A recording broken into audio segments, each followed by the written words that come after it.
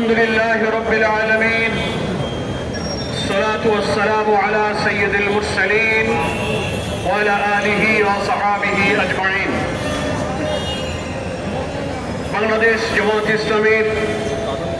ঢাকা মহানগরী উত্তর এবং দক্ষিণের উদ্যোগে আয়োজিত আজকের এই মিছিল পূর্ব সমাবেশের সংগ্রামী সভাপতি মহানগরী দক্ষিণের সম্মানিত আমির জননেতা নুরুল ইসলাম বুলবুল, আপনারা দেখতে পাচ্ছেন আজকে এই সভায় উপস্থিত আমাদের সম্মানিত প্রধান অতিথি বাংলাদেশ জামাত ইসলামীর সংগ্রামী কেন্দ্রীয় নায়েবে আমির ডক্টর সৈয়দ আব্দুল্লাহ মোহাম্মদ তাহের সহ কেন্দ্রীয় এবং মহানগরী অনেক নেতৃবৃন্দ এখানে উপস্থিত আছেন। আজকের এই সমাবেশ এবং মিছিলের আয়োজন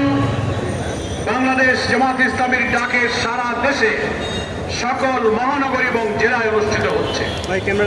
কিন্তু কেন আমরা আজকে বিক্ষোভের ডাক দিয়েছি? গতকালকে গোপালগঞ্জে জুলাই বিপ্লবের অন্যতম নায়ক সেই সব নেতৃত্বদের দ্বারা গঠিত এনসিপির